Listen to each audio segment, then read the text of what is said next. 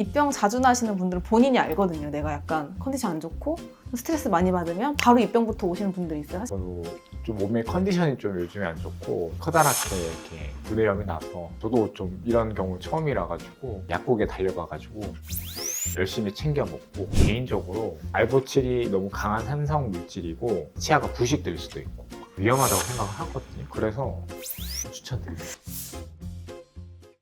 구내염이나 입병이 왜 걸리는지. 구내염이라는 거는 이제 입안에 생기는 염증을 말하는 건데, 대표적인 원인으로는 외상인 거죠. 날카로운 음식을 먹거나 단단한 음식을 먹는 경우에 입술이나 잇몸 같은 데 약간 상처가 생기게 되면 시간이 지나면 좀 하얗게 되면서 아프게 되거든요. 가끔씩 뭐 너무 허겁지겁 밥을 먹다가 입술을 잘못 깨물어서 뭐 상처가 났던 게 뭐 살짝 조금 빨리 컨디션 따라서 안 아물 경우, 그 생각보다 잘못 씹어가지고 구내염 오시는 분들 제 주변에는 많아요. 그래서 저는 이제 식사를 할 때도 항상 한 원장님한테도 말씀드리는데 살살 씹어라. 잘못 씹어서 상처 나는 경우가 생각보다 되게 많아요. 그래서 네, 제일 많죠.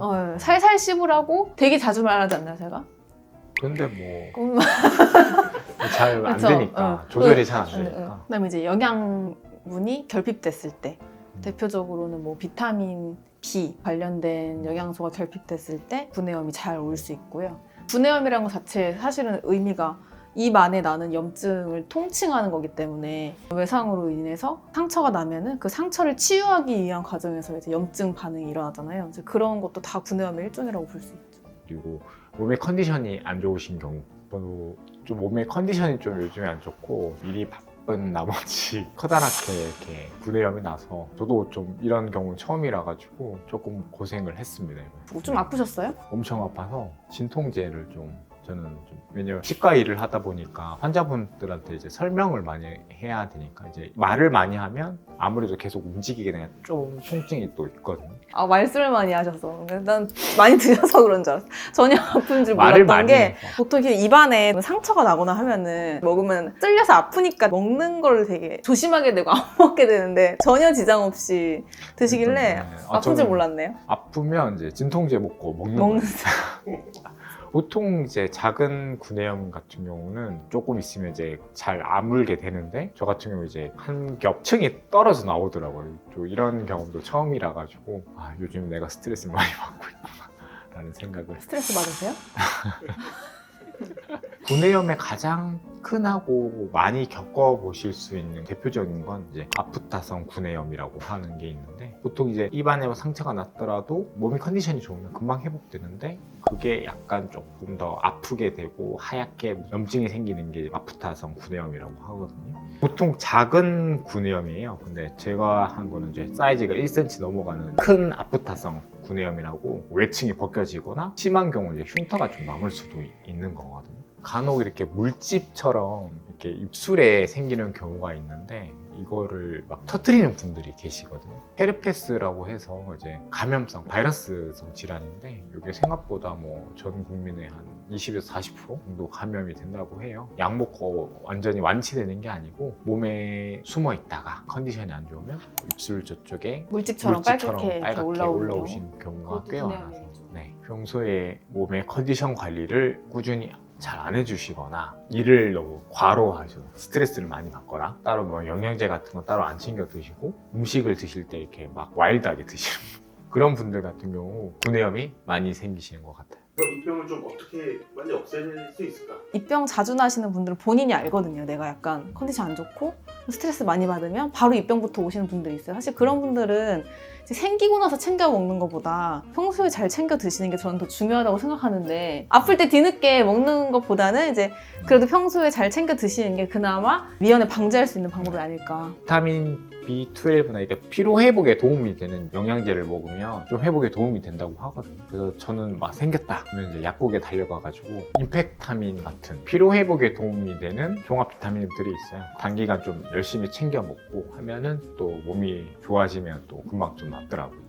비타민 중에서도 비타민 B 컴플렉스가 들어간 거 챙겨 드시는 게 제일 구내염에는 효과가 좋다고 나와 있고요. 지금 이미 사태가 커져서 너무 아픈 상태다 그러면 방법은 통증을 줄여주는 방법을 찾는 방법이 최고예요. 이럴 땐 알보칠. 이제 알보칠이라는 거는 한마디로 강한 산성 물질이거든요. 그래서 입안에 있는 연조직을 점막을 화학적으로 지지는 화상을 입히는 네, 화상을 거예요. 입히는 그래서 거. 화상을 입히면 이제 상처가 재생이 되면서 상피세포가 먼저 생기는데 그러면서 바깥에 한번 보호막을 만드는 개념이라고 생각하시면 돼요. 네. 그래서 그 상피세포가 겉에 한번 이렇게 싸면서 그 안에서는 이제 다시 치유가 일어날 수 있도록, 왜냐면 구강은 외부랑 바로 이제 연결이 되어 있기 때문에 감염에 취약할 수밖에 없거든요. 그러니까 상처가 나서 빨리 치유가 돼야 되는데 계속 외부에 그런 물질들이 침입을 하면 치유가 더뎌질 수 있기 때문에 알보칠로 한번 이제 화상을 입혀서 바깥에 상피 조직으로 이제 감싼 상태에서 치유가 일어날 수 있도록 도움을 주는 개념이라고 생각하시면 돼요.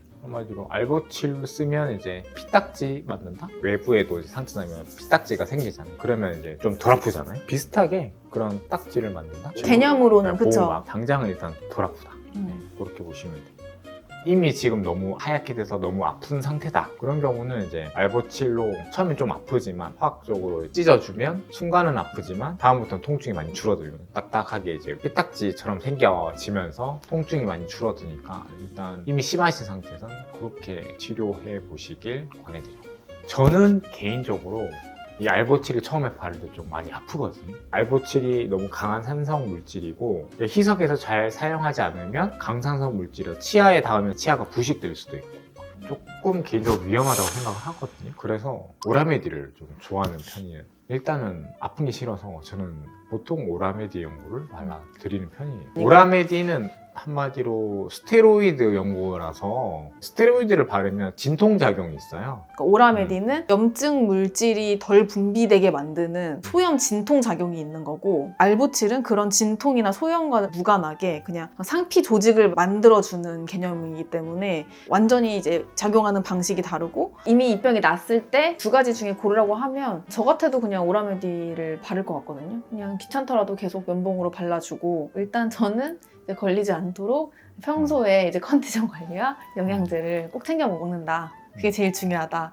오라메디 연고 바를 때 중요한 거는 바르는 분이 물기가 있으면 약이 안 발립니다. 미끄러지죠, 네, 한마디로. 그러니까 좀 물기가 없는 상태를 만든 후에 그 다음에 저는 뭐 손 깨끗하게 씻고 그냥 바른 면봉을 사용하시는 걸 추천드립니다. 이제 주변에 보면 이 병이 나시는 분들은 항상 나기 때문에 그냥 나면 나는가 보다 하고 방치하시는 분들도 있고, 아니면 그냥 내가 피곤해서 그런가 보다 하고 마시는 분들도 있는데, 또 이 병이 이제 그냥 두면 외부로부터 계속 그런 자극을 받으면서 더 심해지기 때문에 처음에 좀 났을 때 바로 처치를 하시면 좀 더 수월하게 이제 넘어가실 수 있거든요. 그러니까 저희가 말씀드린 방법으로 초반에 대처를 잘 하시는 게 중요할 것 같습니다. 한 가지 더 덧붙이자면 내가 무슨 말하는 직업이라서 학교 선생님이나 뭐 학원 강사 선생님이시다 말을 계속 해야 되죠. 너무 아프니까 그런 경우는 이제 진통제를 드시고, 교과서 상에서는 가글이 있어요. 요즘에 또 구내염에 쓰는 가글 제품도 있거든요. 진통제 가글이에요. 그걸 하면 통증을 좀 줄일 수 있으니까 그런 것도 써보시는 게, 아까 제가 말씀드렸다시피 저도 너무 아파서 진통제도 먹고 그런 가글도 써보고 뭐 그렇게 하면 좀 덜하긴 하거든요. 그런 방법을 추천드립니다. 너무 아프신 경우. 구내염을 났을 때 어떻게 하면 빨리 회복이 될 수 있는 방법에 대해서 설명드렸으니까 이 내용을 잘 기억하시고, 구내염이 생길 것 같은 순간이 왔을 때 제가 말씀드린 여러 가지 방법을 빨리 사용하셔서 덜 아프고 지나갈 수 있도록 하시고요. 무엇보다도 구내염이 잘 오시는 분들은 평상시에 이제 생활 습관도 좀 개선하시고 영양제도 잘 챙겨 드시는 거를 추천드립니다. 주변에 보면 구내염이 났을 때 또 났구나 하고 그냥 방치하는 분들이 있는데, 그러지 마시고 저희가 설명드린 방법을 조기에 적용하셔서 너무 아프지 않고 회복하실 수 있으면 좋겠습니다.